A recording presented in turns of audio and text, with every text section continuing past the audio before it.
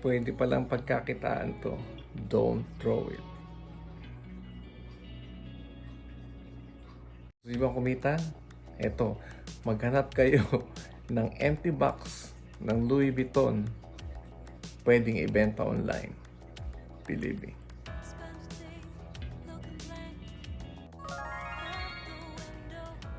No! Hi guys, today may i-share ako sa inyo pagkakakitaan. It's all about money. Yeah. So may natuklasan ako sa internet na akala ko ito yung mga bagay, mga things na to ay papatapon na. So nag-search ako sa internet kasi namulot ako ng mga boxes. Ayan, namulot ako ng mga boxes.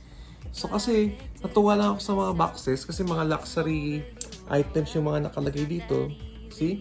Gucci. Hindi naman natin kayang afford to. Pinulot ko yung mga boxes. So ito yung pangalawa. Louis Vuitton. I don't know if it's correct pronunciation o kompleto po. And everything.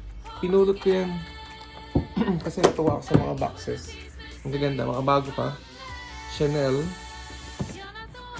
So, yan. So, the other one is Gucci. Yan.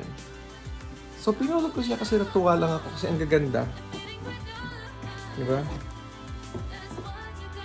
At ang mamahal ng mga laman na to. Ngayon, one thing na na-discover ko online, ito palang mga boxes na ito ng mga luxury items like Gucci and so on, pwede palang pagkakitaan. So, may sinerch ako sa internet. Ito, you can do your own research. Search na rin. Magpunta kayo sa eBay and then i-type nyo yung luxury boxes price.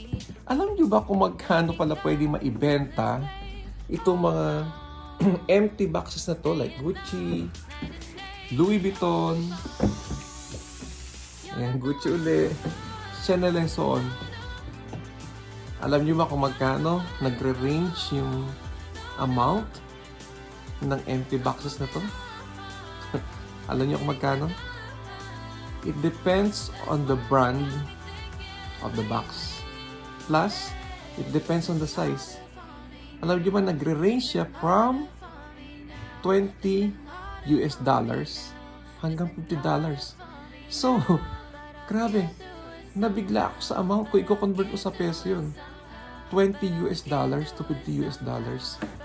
Ibebenta mo lang siya or isi-sale online. Basta maganda lang yung quality niya. Wala siyang sira. Ewan ko kung anong ginagawa na ron. Siguro pag mayroon silang second hand na item and then ilalagay dito. So, mas magiging mahal siguro yung brand na ibibenta nila. So, yun lang share ko sa inyo guys. Pag nakakita kayo ng ganito, ng mga boxes, please don't throw kasi pwede nyo siyang pagkakitaan. You can sell it. Yung amount niya is nagre-range from $20 to $50 US dollars sa pinag-uusapan dito.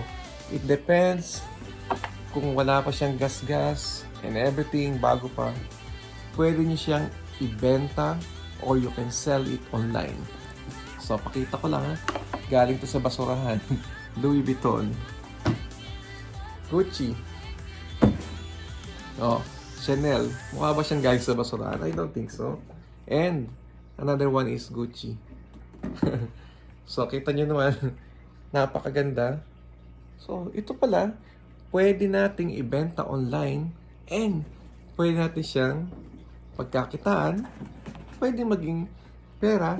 So, next time na makakita kayong ganitong tinapon, huwag niyong itatapon sa basurahan. Kunin niyo dahil pwede siyang ibenta as long as the quality is good. Yun lang. Share ko sa inyo how to make money with these empty boxes. Have a great day. And mamumulot na ako ng box ng Gucci. Pwede palang ibenta. Yahoo!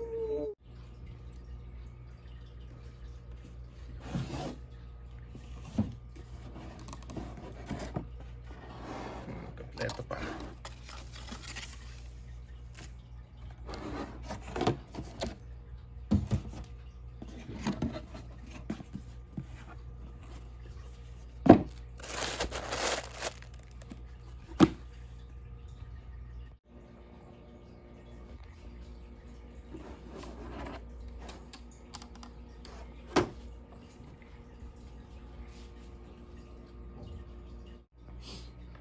Hi guys, today meron akong i-share sa inyo.